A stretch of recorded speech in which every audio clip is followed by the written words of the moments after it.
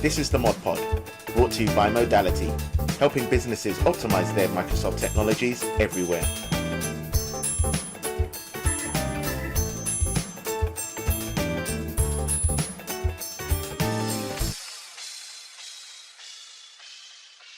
Hello and welcome to episode 16 of the Mod Pod, and we have two more familiar faces back with us again. We have Sean Murphy, who is product owner and managing consultant, and Michael DeDominick, who is the adoption and change management manager.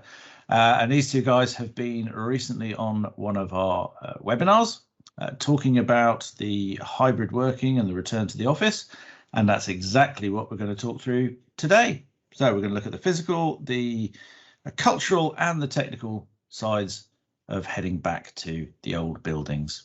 So guys, shall we crack on with the topic?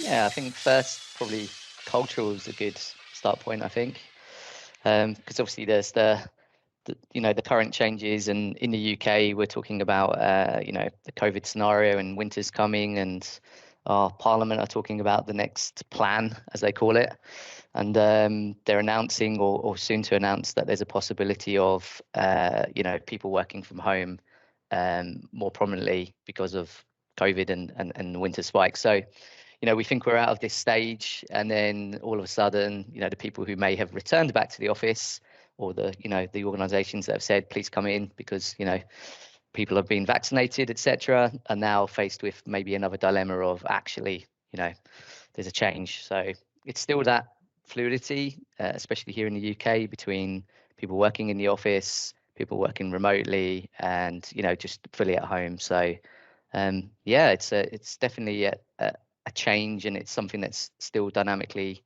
moving around really, and loads of consideration. So yeah, very much here.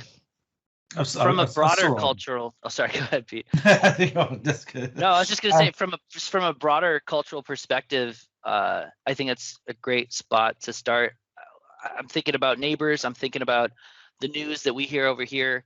Like, there's so many people that are seriously considering transitions in what they do, leaving the job that they do because of those decisions that their organizations are making, whether or not they have to go into the office now.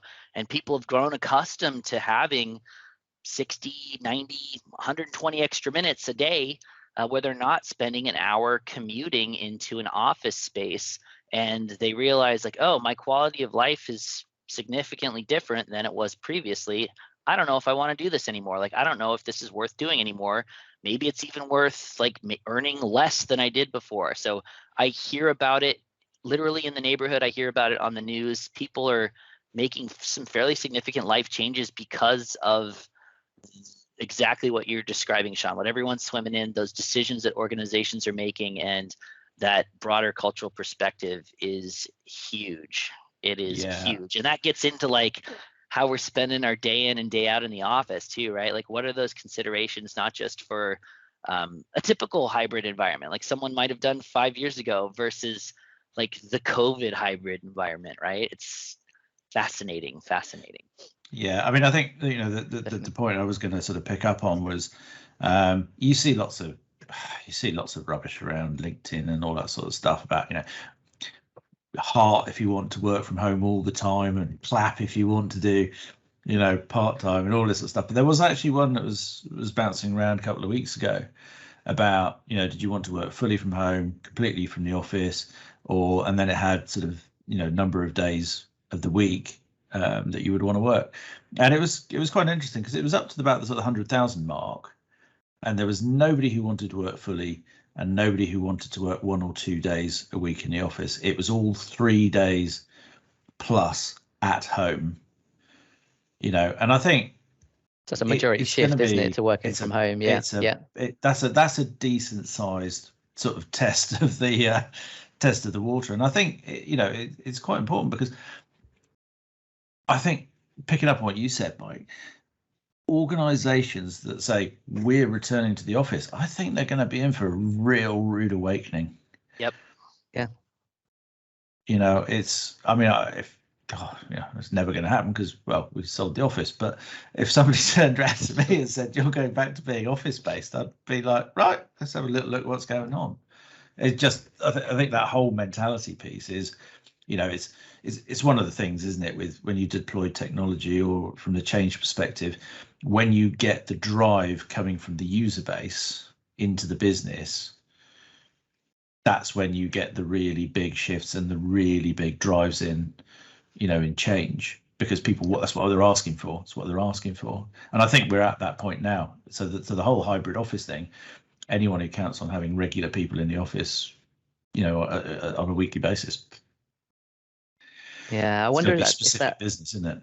I wonder if that LinkedIn stat, you know, by age, I'd be interested to know by grouping of age where that sits, because I think, I don't know what the term is. It's Gen Z, is it? You know, the under 25s, I think it is. You know, I never know which one's which. I never Gen Z or Gen Z. I don't Gen even X, know which one I fit into. Yeah. I wonder if, you know, because I mean, like looking back, probably, well, I'm going to give my age here, but you know, 20 years or 22 years when I started getting into working environment, I think it was a big thing to be in an office and see people and meet people and build friendships and socialize. You know, it's very much part of sort of the, you know, what you go to work for day to day. It's that growth of you as an individual.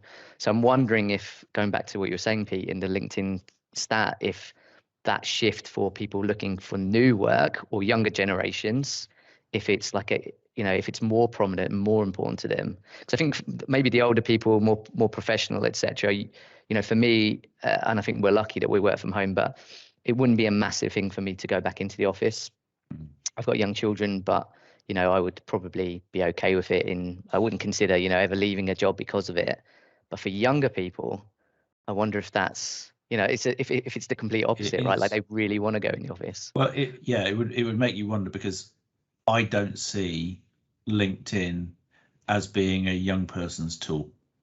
Yeah, true, very true. Yeah, it's more of a professional tool, isn't it? It is, established. And yeah. You think, you know, most of my learning and things that I found out the hard way were in by default, because we didn't have the remote working setup. We did, when we had chalkboards and all that sort of stuff. But yeah, you know, that's how you learn. But it's interesting because we've taken on a good few people over the last sort of 18 months or so, and some of them are into that younger generation, and it does make you wonder how they're going to build the relationships internally, because you can do so much over video, but it's not the same as, you know, going out to see a customer and spending a, you know, evening in hotel and beer and just chatting and chewing over the cud, you know, when, you know. And I think business has done that from my experience. A lot of business and a lot of networking and how you move within your industry or field is done in that sort of context, really. Like, you know, going to networking events, going out for meals, socializing, forums, getting together with, like, you know, your industry. It's the meeting after the meeting, right? Yeah, it's the most important, right? Like I always Yep. found that, for sure. And going to a point there, you had, Pete, like, you're wondering how people are going to adapt to that. I have an example only a couple of weeks ago where I was talking to someone within, not my team, but just outside of our team, someone within marketing, who'd started, I think, over a year ago, but had never met anyone in person, and made a point of saying, I haven't actually met you. You know, I don't take my team's message the wrong way, because it was quite dry, I think was the comment. But normally I'd be able to walk down the office and just explain what I meant. Do you know what I mean? It's like, and then I was like, oh, okay, that's fine. And then it came to the point of, I haven't actually met you or anyone in the business since I've started. It's quite a shock. Well, I'll tell you, I mean, on a sort of slight tangent. Obviously, we've got you know, the KCOM National stuff has come into the group now, and we went for a sort of sales session a couple of weeks ago, and you know, part of it was to meet some of our colleagues and do some knowledge sharing about products and services that we now deliver, and it was absolutely great. But it also coincided with the new faces that we're meeting from there, with a bunch of people who have joined in the last 12 months who I've never met, and people I haven't seen for 18 months. Yeah. And it was a really surreal sort of moment. It was just like, yay, happy to see you. Nice to see you in real life. And oh yeah, nice to meet you for the first time. It's like, this is crazy. Yeah, I don't think I've seen you for like probably 2 years, Pete, in person. Yeah, probably. Seriously, 2 years. I think it used to be our consulting days, right? Where we'd come in That's and so crazy. Yeah. the product team would talk, and I'd maybe stand in front of the room of all the consultants and say hello to everyone. And that was an important factor of me always going to your technical services day. But yeah, I don't think I've seen you guys for Pete, maybe 2 years. Yeah, in person. So we are planning one, mate. We are planning one. To your point, though, as well, Pete, that shared experience, even if everyone's remote, is so important for building relationships and having something to move forward on. Like, I think about the guys I work with in the US, still either technical consultants or PMs. Like, we've been and done stuff together plenty. So there's plenty to build from. And then when I first started Modality a few years back, it was completely strange to me that this was a deployed staff. There was people all over the country that worked for us, and it was 6 or 8 months until I first met them, and it was the weirdest thing in the world because I'd had so many conversations with them, hours and hours, and on meetings and all these things, and then I get to finally hang out with them, and it was incredible. And I feel like now that's just old hat for me. Just, I haven't met you yet. I'll meet you eventually. Like, it doesn't feel strange, and I forget how strange that felt initially. And how important it is. I think we agree. Like, it's important to me in person for sure. Yeah. So shifting the topic slightly, we've got probably the more established people like us. Very conservatively polite and tactful of you. That's right. I've got a big nasty number birthday coming up soon, so I'm beyond that now. But we've got this sort of established thing. We've been working from home for however long. You've obviously got the people who were not used to working from home and got sent back with laptops and PCs and sitting on kitchen desks, kitchen benches and all that kind of stuff, trying to find somewhere to work. Oh yeah. You've also got effectively nearly 2 years worth of the next generation coming in, who we've already sort of talked about.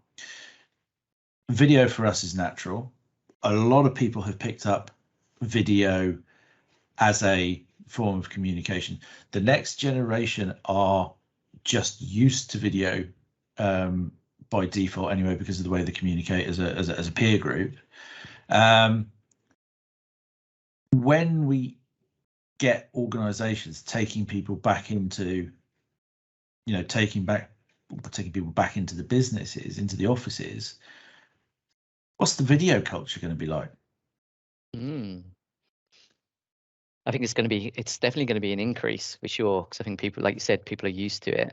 But equally, you have to accommodate for that hybrid scenario where some people are at home, some are in the office, and the physical space is going to change. But the cultural change not the cultural, but the change of always having video on, I think, is more important than ever for sure. Technically, I don't think going to be. Go ahead. No, I was going to say, technically, I don't think a lot of organizations have planned correctly or are still planning for it. Like physical space, we were talking about just a minute, earlier. Physical space is hugely important. Huddle rooms, VC rooms. Do you need a big enterprise corporate auditorium now? I mean, I used to work in banking, and they were the biggest auditoriums with huge. Do you need those now? No, right? You're not going to need it at all. So yeah, I think there's a shift. Their own dedicated trunks and all that sort of stuff. Yeah, dedicated trunks, have their own in-house people, concierge people who manage those. And obviously those town halls are really important. They have a lot of external, vendors or suppliers or customers, whatever, come to them. But I think, those days they might still be there, but they're nowhere near as frequent. So really, is the investment needed? Could you use that space more efficiently and differently? I think is a massive consideration. I mean, I do think, the nature of the office is going to change. And for me, I've said for a long time, the office is a social hub. It's certainly not where I go to work, because I get naff all done usually, because I'm just running around talking to people going, no, I haven't seen you for ages. Well, you work your way through a whole bunch of stuff. But even pre-lockdown, it would not be uncommon for us to have 4 or 5 people in an office on a same call, and we'd actually just be sat at the desks with video all 100%, running. 100%. And I reckon that's probably going to be quite a big impact when people do start going back in, because they'll be used to it as well. Yeah, I'm just sat at my desk. I'll just join on this call. I don't think you'll think about, getting everybody together and gathering them up and walking down to the room. I think it's going to be more about the individuals jumping on calls, I reckon. Pre-COVID, there was multiple times where I would, in my previous life, be floor walking and have seen that spark, that exact moment where they're like, oh yeah, we've got this meeting coming up. Like, you don't have to go anywhere now. Everyone just joins from their desk. And just to see people actually, like the realization of what the technology can do for them. I know that sounds super cheesy, but they're like, we're all here. There's 4 of us that aren't. We can stay at our desks. Yeah, but I do think the big use case for me for the office space is not so much the boardroom, the meeting room, or whatever it is you want to call it, but is you've got that big collaborative screen in the room where I was about to say, everyone join, and then you've got the whole whiteboard. I think it depends what type of meeting you're having, isn't it? The topic of your meeting. And I think that's what you got to pay attention to. Like if you're doing, I know, I'm going to take our dev team, if you're doing a daily stand-up and it's 15 minutes of, bugs, issues, or, just everyone going through the dev team to set their day, you could easily do it on a conference call, easily. But if you're doing a planning and a refinement, you need to collaborate and you need to draw and you need to articulate and you need to be in front of a whiteboard and do, some visuals. Completely, I would not do it. Like, it's hard on a call. Like, I find it as a product owner, to be honest, it was probably one of my biggest shifts and probably one of my earliest things that I recognized is I found it hard to jump in at the right time. Yeah. As a product owner. And really, like, if I was in a room, you'd have that status of like, well, not status, but you'd have that, right, here's the product, here's the vision, here's what we're doing, right, put it on the board. I found it really difficult. Found it really hard to jump in. I've got a digipad, right? I don't know why I'm pointing at it. You can't bloody see it. But I recognise what you're doing. Yeah. But even the times that I use whiteboards in Teams sessions, it's okay. It does what I need it to do, but it's not the same as 2 people potentially stood next to a board going, what about this? What about that? What about this? Etc. So I think that is, for me, I think the office is going to shift into that such more, it's the real sort of in-depth collaborative hub. We still need Surface hubs. Go and do stuff. Oh yeah, 100%. Like I do it technically, like I do it on so good. Surface hub, but I think it's the choosing the meeting and the topic specifically to go into one of those rooms for sure. Yeah, I don't think my wife's going to let me get a Surface hub. No? I can't see that happening. Wasn't on the shopping list anyway, but I can't. I've had one since they came out years ago, and it's probably one of the coolest devices I've got for sure. Like it's easy to use. And I like the pen on it, and the screen is like amazing because I do a lot of visual, like a lot of visual elements. There's a lot of data involved, so it's like sometimes need to scope some things visually and wireframe. I find it quite easy. We used it a ton in the office. What's your address, Sean? Let me just... Well, you want to come around so we can meet? It's all right. We can collaborate. I'll just go a mate with a balaclava and a van, and it'll be fine. That's where I got mine from, funny enough. So I mean, there is a big cultural piece, which I think, I mean, in my mind, there's almost an element of your hybrid strategy needs to be, I don't care where you are. It almost needs to be, you just need to cater for all kinds of connectivity, and don't have banks and banks of hot desks anymore. It's have pods where you can work or whatever it is, collaborative spaces, but you've got to be totally and utterly prepared for people to join remotely or by audio or sharing whiteboards or actually physically getting in the office and doing a half and half or whatever it is. I think you've almost just got to say, yeah, we do stuff, and almost write off where people are. Yeah, and it's like if you go back for 3 days, for example, it's like what 3 days do you go back to? And then everyone's got their own circumstance with children, and then if schools have a breakout, which I had only a few months ago. Both my kids had to come back, sibling rule. So we had kids at home. So if I had to go in the office in that day, that would be a day where I wouldn't be able to go in the office, or I'd have to have emergency childcare. So like it's always fluid is what I think is the new norm, really. So I don't think it's one or the other. A bit like your LinkedIn survey, I don't think you can make that decision from an organizational perspective. I think it's not a rule, if that makes sense. I think it's an option that changes, and that's something to consider. I call it access anything anywhere, the three A's. You should be able to access anything, anywhere, anytime. Anytime. Wasn't that the slogan of Martini, wasn't it? Oh, was anytime, it? any place, anywhere. Mind you, again, that was probably from the 70s, so I apologize. You caught me. All of my terms come from drinking, so that's all right.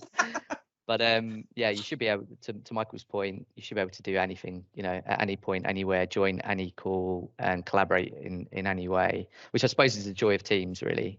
Like, Teams is clearly the way forward, and the way Microsoft have positioned it to do that. I think the term they use is asynchronous, right? Like being able to drop into a channel, create notes. Sorry, I can't join that meeting, but here's the notes from the meeting. Let me replay the recording. Let me add to it in my own time. I think that's invaluable. Like it's hugely invaluable, especially for me, the way I work. So we've talked a little bit about sort of the whiteboards, the smart boards, the Surface Hub, that kind of thing. We've obviously, I would say probably most people in the country, if they work in some sort of office-based role, have now got probably half decent headsets and all that sort of stuff. But let's say there are organizations that want to have that culture of moving people back in, let's say even 3 days a week. What are they going to have to look out for? What are going to be the gotchas? I think from a wider organizational problem, technically, and what we've heard from a few customers is planning for the load on the network. So, video takes more bandwidth as a media type. And, say you're all in the office and you have big auditoriums, like I was using as an example, and people would be in the same floor and talk to each other face to face as opposed to all on call. Usually the network can cope with it, or they've planned for a certain amount of bandwidth on the network.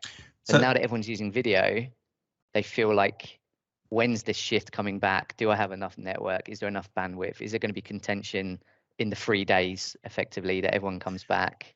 Well, if we sort of break that into a little bit more, sort of, I guess, techie level, is your bandwidth for audio, is what's it down to now? What's the sort of the range it goes to now? Is it? Like what recommended is like 1.5 megs, basically, where you get good audio. Yeah, but if you think of everyone on a call, at the same time in an office 3 days a week, like have they planned? But then the jump to video, if you want decent video, I think it's like 2.5 or 3 meg. Yeah. So it's quite a jump. Video's got a higher media load. Well, and also consider that a lot of the network infrastructure in a specific area is going to be docked laptops or desktops. Plenty on site. I've seen it's either a dock or it's Ethernet, and their Wi-Fi is set up for phones and maybe an occasional conference room here and there. But if you went ahead and just hit that undock button on all the laptops in the whole building and slammed the Wi-Fi, and now they're on video, that's a gap. Like even down to QoS, like that's definitely a gap. Yeah, it's a big usage. It's a big usage change, isn't it? Like organizations, people are going to be moving around, and like I can't remember the example you were saying. You, Pete, where you're saying that you'd be in the office in Modality, and you'd all be sitting on the bank of desks. There might be 10 of you, or whatever the number is, and you'd all join. You probably wouldn't join on video because you're all sitting at the bank of desk. You probably just have audio, typically, or like say 50% of those people probably wouldn't join on video because you're right next to the person. But imagine if you're using video every day and you're just used to it, and everyone comes in and uses video. That Well, I think that's going to be the kill point, isn't it? It's not. Yeah. It's not the do you get people back in or do you not get people back in, or how's that going to work out? It's if you go back into the office and your user experience is crap because the network can't cope with it, what are you going to do? Yeah. Your remote workers are going to be affected as well, right? Because everyone's going to have a bad sort of experience effectively, so they might get disheartened, and it actually might decrease the adoption of it, because people are thinking video is rubbish, right? It might have an adverse effect completely. So yeah, really important factor. We've had just a couple of customers, big enterprise customers, just recently, and they actually came to us with that problem. So it's definitely relevant for sure. Definitely a consideration that a lot of the tech leads and infrastructure leads and network managers are thinking about more and more. And headsets still really common. Michael and I think really underappreciated.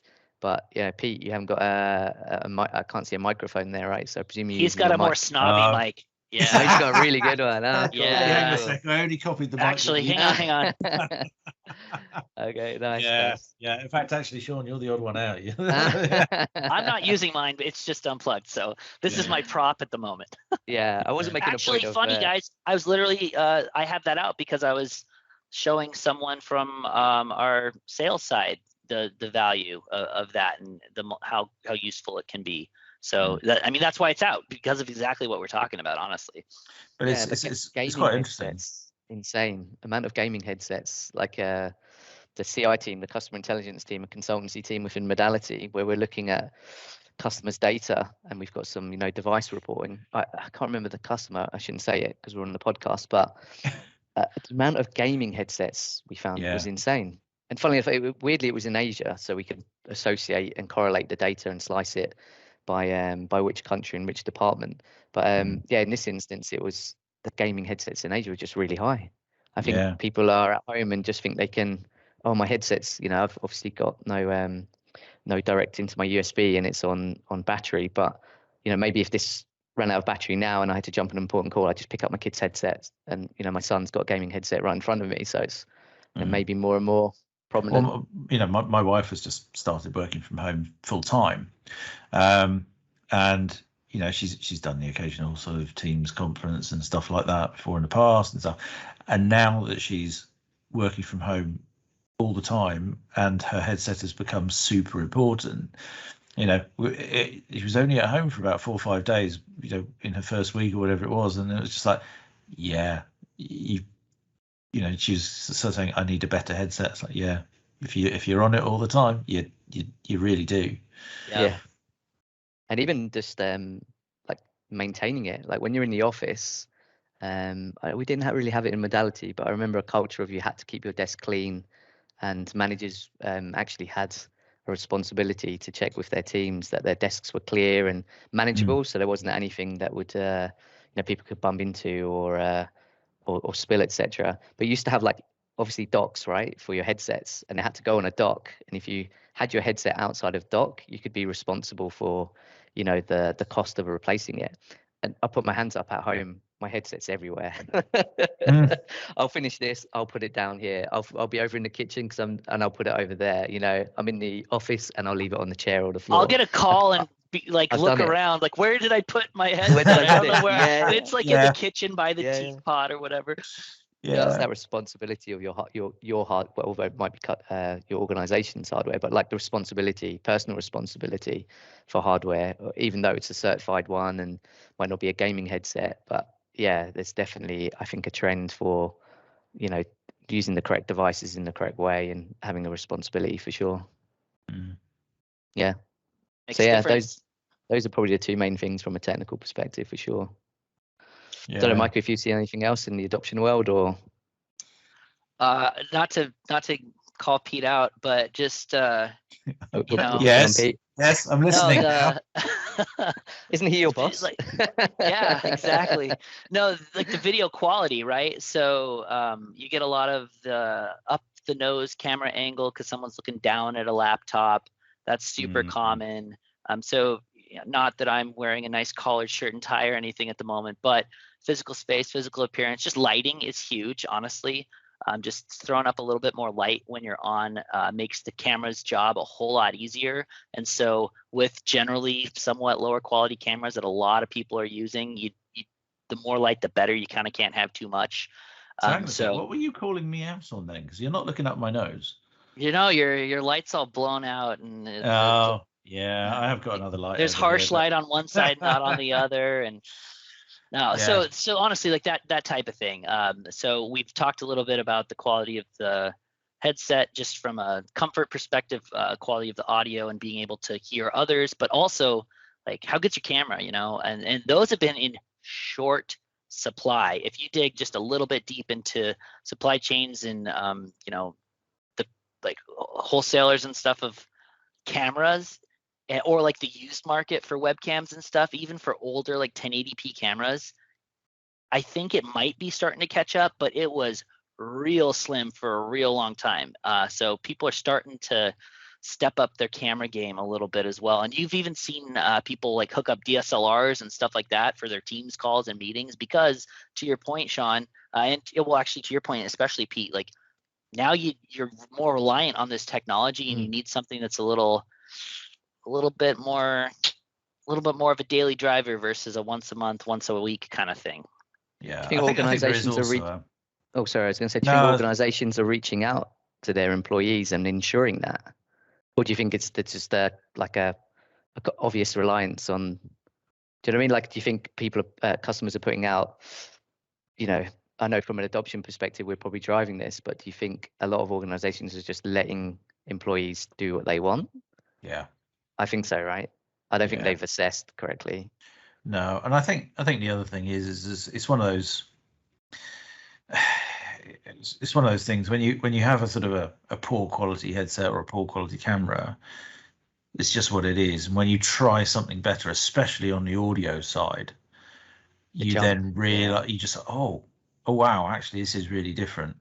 And that's the point that people realize.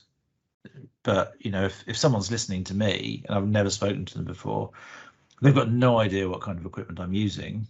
I'll probably sound all right, apart from the sound of my actual voice, but the quality is fine. But it's when you hear your own voice back and the quality of the, when you do the test calls, that's when I think you realize quite how much difference there is. Yeah, 100%.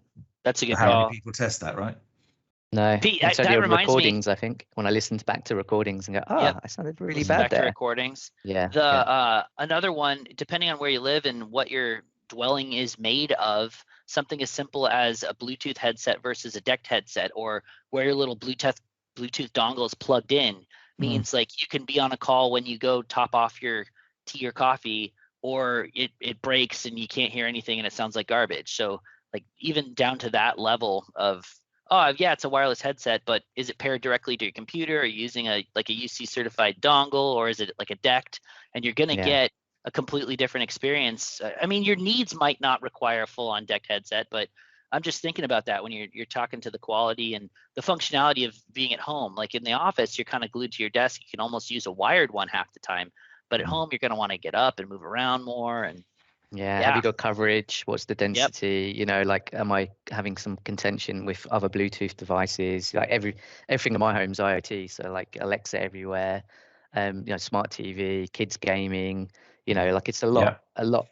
Like it's a lot to manage, right? Like you almost have your own. Like I've got routers at home, and dual internet into my house. So it's like I I need my own IT manager, right? But, having things to manage in that way, and even things like contention of internet is a big one. Having kids on the internet when you're doing a US call or whatever with maybe with Michael and we're on an important call, just having 4 or 5 people on devices at home and music playing, just a consideration really. So I think that goes back to cultural as well, right? Like it's a cultural change for people just to think that way, not just the technical, for sure. We bring it up at training all the time, and we kind of make light of it in training, but that's a legitimate consideration now. We'll say, hey, is your call not going well? Well, who's streaming? Is someone on the Xbox? That's something that has to be thought about now. So yeah, I Great. wonder if organizations are driving that. That'd be interesting, wouldn't it? Or if they're Ones just that relying talk Well, I to on think me, they're dude. going to have to. of course. Yeah. Buy our products and speak to a change management consultancy team. But yeah, it's definitely like you said, Michael. You hear it more and more, and I've got customers reaching out to me about bandwidth considerations and looking at analytics for it and trying to drive down the bad adoption of gaming headsets and built-in microphones on their laptops, and that's Oh, a big those are thing the for worst. organizations now. Yeah. Cool. Cool. Thank you, gentlemen. I've got no idea how long we've been talking, but it's flown. Oh, we should Sure, go for Steve ages, does. Yeah. Yeah, we got this nailed. right? Cool. So yeah, I think there's plenty to digest. I can't say that, can I? Digest in there. But no, lovely conversation as ever. Cool. So yes, once again, Sean Murphy, product owner and managing consultant. Michael DeDominick, adoption and change management manager. That we need to find a better title for that, mate. That's too much of a Manager. I'm Mr. Manager. Manager. Yeah, it's awkward. But if someone doesn't know what ACM is, it doesn't make sense either. So no, fair point. So yes, it's been a pleasure. Thank you very much. That's episode 16 all wrapped up. We'll be back at some point with episode 17. Pleasure. See you guys. cheers Bye. all.